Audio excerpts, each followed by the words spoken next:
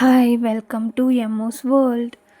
இன்றைக்கி என்ன வீடியோ பார்க்க போகிறோன்னா உண்ணி அப்பம். ஸோ அதை எப்படி செய்யுதுன்னு பார்க்கலாம். அதுக்கு முன்னாடி லைக் பண்ணிவிட்டு சப்ஸ்கிரைப் பண்ணிவிட்டு வீடியோ பாருங்கள். ஸோ நெக்ஸ்ட்டு 1 கப் எடுத்துக்கணும். அதில் 2 கப் ஆஃப் ரைஸ் ஆட் பண்ண போகிறோம். So 2 cup of rice add பண்ணதுக்கப்புறமா நம்ம வாட்டர் ஆட் பண்ணிக்கணும். ஸோ வாட்டர் ஆட் பண்ணி நம்ம இப்போ நல்லா அதை வாஷ் பண்ணி எடுத்துக்க போகிறோம். ஸோ இப்போ நல்லா வாஷ் பண்ணதுக்கப்புறமா ஒரு 3 to 4 ஹவர்ஸ் அந்த வாட்டர்லேயே நம்ம சோக் பண்ணி வைக்கணும். நல்லா ஊறணும் அரிசி. ஸோ ஊறுறதுக்கப்புறமா மிக்சியில் போட்டு நம்ம அரைச்சி எடுத்துக்கணும். ஸோ நம்ம இந்த பேட்டர் கன்சிஸ்டன்ஸில் வரும்போது இன்னும் கொஞ்சம் தண்ணி ஊற்றிக்கணும். ஸோ கொஞ்சமாக தண்ணி ஊற்றிக்கோங்க, நிறைய தண்ணி போட வேண்டாம். கொஞ்சமாக தண்ணி ஊற்றி திருப்பி நம்ம நல்லா அரைச்சி எடுத்துக்கணும். ஸோ அரைச்சதுக்கப்புறமா நம்ம இதில் 2 பனானா ஆட் பண்ண போகிறோம்.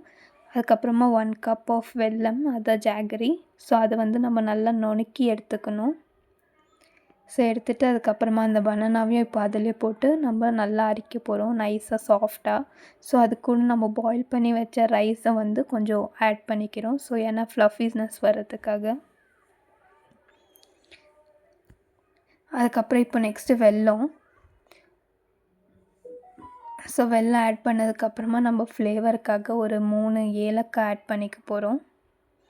ஸோ அந்த 3 ஏலக்காவையும் இப்போ அது கூடவே போட்டு நம்ம நல்லா அரைச்சி எடுத்துப்போம். நெக்ஸ்ட்டு சின்ன சின்னதாக கட் பண்ணி வச்ச ட்ரை கோகோனட் மீன்ஸ் கொப்பரை. ஸோ இப்போ அந்த கொப்பரை நம்ம நல்லா நெய்யிலே வறுத்துக்கணும். ஸோ கீயில் வறுத்து எடுத்ததுக்கப்புறமா அதை இப்போ அந்த பேட்டரில் நல்லா மிக்ஸ் பண்ணிக்க போகிறோம். ஸோ பேட்டர் ரொம்ப லிக்விடாகவும் இருக்கக்கூடாது, ரொம்ப கெட்டியாகவும் இருக்கக்கூடாது, ஒரு மீடியமாக இருக்கணும். ஸோ அப்போ தான் நம்மளுக்கு அந்த நல்லா சாஃப்ட்னஸ் வரும். ஸோ அடுத்து நம்ம இப்போ இந்த குழி பணியாரத்தில் நம்ம என்ன பண்ண போகிறோன்னா, நம்ம எல்லாத்துலேயுமே கீ ஊற்றிக்கணும்.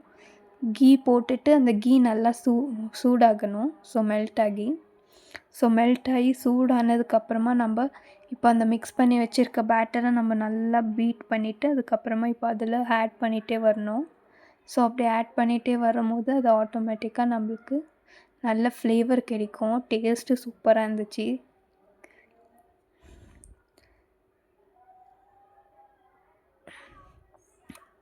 ஸோ இப்போ நல்லா அது வேந்ததுக்கப்புறமா நாங்கள் திருப்பி போட்டுட்டு உள்ளே மேலே நல்லா கிறிஸ்பியாக உள்ளே சாஃப்டாக டேஸ்ட் நல்லாயிருக்கும். ஸோ அதுக்கப்புறமா ட்ரை பண்ணி பாருங்கள், எப்படி இருந்துச்சுன்னு சொல்லுங்கள். லைக் பண்ணிவிட்டு ஷேர் பண்ணிவிட்டு கமெண்ட் பண்ணுங்கள்.